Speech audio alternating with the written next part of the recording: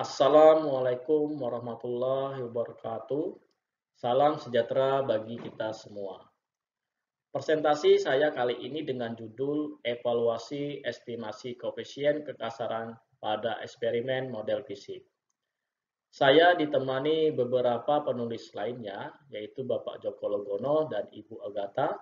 Kami dari Departemen Teknik Sipil dan Lingkungan Universitas Gadjah Mada.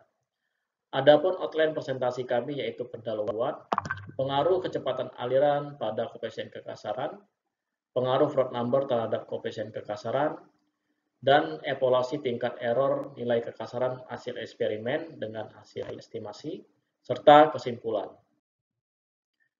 Adapun background dari penelitian kami yaitu kecepatan aliran sangat ditentukan oleh hambatan aliran atau koefisien kekasaran, di mana secara konvensional sudah banyak dikembangkan persamaan-persamaan empiris dalam memprediksi koefisien kekasaran. Persamaan empiris tersebut belum tentu akurat dalam memprediksi koefisien kekasaran dengan kondisi-kondisi tertentu, seperti kekasaran dengan skala model fisik di laboratorium. Masalah utama adalah seberapa besar perbedaan koefisien kekasaran hasil prediksi dengan koefisien kekasaran hasil eksperimen pada model fisik di laboratorium. Adapun penelitian ini kami menggunakan 4 penelitian yang dilakukan oleh Masao tahun 2006 dengan konsep eksperimen tanpa bad load sebanyak 46 data, sedangkan Ranking dan kawan-kawan tahun 2008 dengan konsep eksperimen tanpa bad load dan ada bad load pada pengujian eksperimen model fisiknya sebanyak 143 data.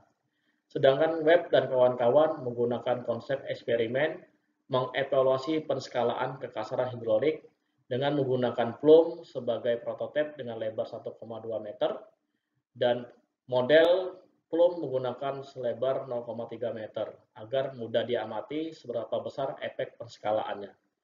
Sedangkan SAPA tahun 2019 menggunakan konsep eksperimen nilai kekasaran berdasarkan kerapatan vegetasi, yaitu dengan menggunakan persentase 12%, 25%, dan 50%. Adapun proses dari penelitian ini kami melakukan peninjauan terhadap nilai koefisien kekasaran hasil estimasi sesuai dengan konsep peneliti.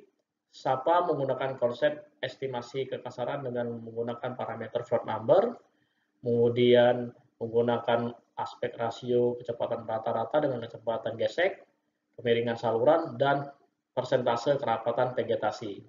Sedangkan Ranking dan kawan-kawan serta Webb menggunakan parameter hidrolik, sedangkan Masao menggunakan pendekatan yang berbeda, yaitu dengan parameter tingginya nilai kekasaran atau angka Nikurase.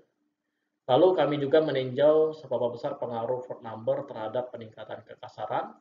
Kemudian kami juga melakukan peninjauan terhadap rasio kecepatan rata-rata dengan kecepatan gesek terhadap koefisien kekasaran. Kemudian kami lakukan analisis tingkat error antara koefisien kekasaran hasil observasi dengan koefisien kekasaran hasil estimasi. Berikut ini hasil analisis kami terkait dengan aspek rasio kecepatan rata-rata dengan kecepatan gesek, baik itu data Ranking, data SAPA dengan data Masao menunjukkan tren yang sama, di mana semakin besar kecepatan rata-rata dengan kecepatan gesek, maka semakin kecil nilai koefisien kekasaran. Baik itu koefisien kekasaran hasil estimasi maupun koefisien kekasaran hasil eksperimen. Berikut ini hasil analisis terkait dengan Froude number terhadap koefisien kekasaran dari data Ranking, data SAPA maupun data Masao menunjukkan tren data yang sama, di mana semakin besar nilai Froude number maka nilai koefisien kekasaran semakin kecil. Sebaliknya, jika nilai Froude number semakin kecil maka semakin besar nilai koefisien kekasaran. Baik itu koefisien kekasaran hasil observasi maupun koefisien kekasaran hasil estimasi. Dapat kita lihat secara detail di sini terkait dengan Froude number. Jika Froude number lebih dari 1 atau aliran superkritis menunjukkan bahwa tidak terlalu signifikan terjadi penurunan koefisien kekasaran. Sedangkan jika Froude number kurang dari 1 yang menunjukkan aliran tersebut subkritis, terjadi peningkatan yang cukup tajam terhadap koefisien kekasaran. Kita lihat di sini jika prod number kurang dari 0,5, dapat kita lihat pada grafik menunjukkan bahwa terjadi peningkatan koefisien kekasaran yang cukup signifikan dan sangat tinggi, di mana kita dapat menyimpulkan bahwa jika di satu saluran terbuka terjadi aliran subkritis, maka akan terjadi peningkatan atau tingginya koefisien kekasaran di suatu saluran terbuka. Berikut ini hasil evaluasi kami terkait dengan koefisien kekasaran hasil observasi dengan koefisien kekasaran hasil estimasi. Ditunjukkan bahwa hasil analisis kami dari data penelitian Masao 2006 menunjukkan tingkat penyimpangan atau error mencapai rata-rata kurang lebih mencapai 24%. Kemudian Webb dan kawan-kawan tingkat kesalahan kurang lebih mencapai 31%.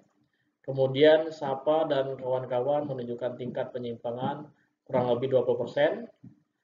Kemudian ranking yang paling kecil data penyimpangannya rata-rata menunjukkan kurang lebih 12%. Berikut ini hasil kesimpulan dari penelitian kami, di mana aspek rasio kecepatan rata-rata dengan kecepatan geser memiliki pengaruh terhadap koefisien kekasaran, baik itu hasil eksperimen maupun hasil estimasi dengan menggunakan persamaan empiris, di mana semakin besar aspek rasio kecepatan rata-rata dengan kecepatan geser, maka nilai koefisien kekasaran semakin kecil. Selanjutnya, hasil tinjauan kami terkait dengan prod number memiliki efek dalam mengurangi koefisien kekasaran, di mana semakin besar nilai prod number, maka semakin kecil nilai koefisien kekasaran. Sebaliknya, jika nilai prod number kecil, maka nilai koefisien kekasaran semakin besar. Selanjutnya, hasil evaluasi eksperimen koefisien kekasaran pada model fisik dengan hasil estimasi, terjadi tingkat kesalahan rata-rata dari 4 literatur yang kami review mencapai 22,1%. Secara garis besar, semua analisis menunjukkan error di range plus minus 20% sampai 30%. Demikianlah presentasi dari kami. Saya ucapkan terima kasih kepada seluruh peserta pertemuan ilmiah tahunan HATI ke-37 tahun 2020. Saya ucapkan wassalamualaikum warahmatullahi wabarakatuh.